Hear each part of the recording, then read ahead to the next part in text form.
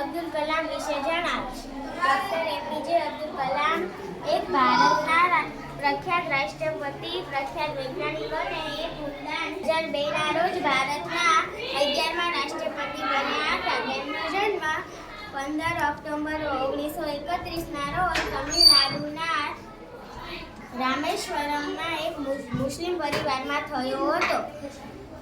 ફકીર જૈનુલાબ્દીન અબ્દુલ કલામ હતું. તેમના પિતા જૈનુલાબ્દીન એક નાવિક હતા અને માતા આસિયા એક ગૃહિણી હતા. તેમણે સ્કૂલનું શિક્ષણ રામાનાથપુરમ મેટ્રિક્યુલેશનમાંથી મેળવ્યું હતું. ત્યારબાદ વર્ષ 1954માં તેઓ આશ્રમમાં સ્થાપક થયા.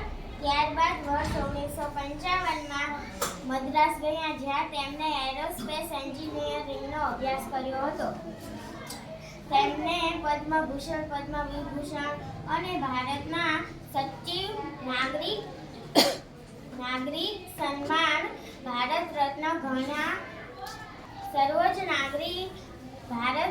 ઘણા મોટા પુરસ્કારોથી સન્માનિત કરવામાં આવ્યા છે.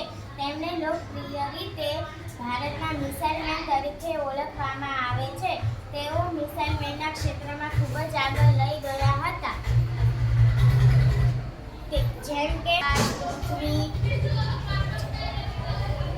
બનાવી સફળતાપૂર્વક પ્રક્ષેપણ કર્યું હતું. તેમને ઘણા એક જ ખાલી વૈજ્ઞાનિક જ નહીં, પરંતુ એક લેખક પણ હતા. તેમણે India 2022 wings of fire failure to success જેવા પુસ્તકો પણ લખ્યા હતા. તેમનું મૃત્યુ 27 જુલાઈ 2015ના રોજ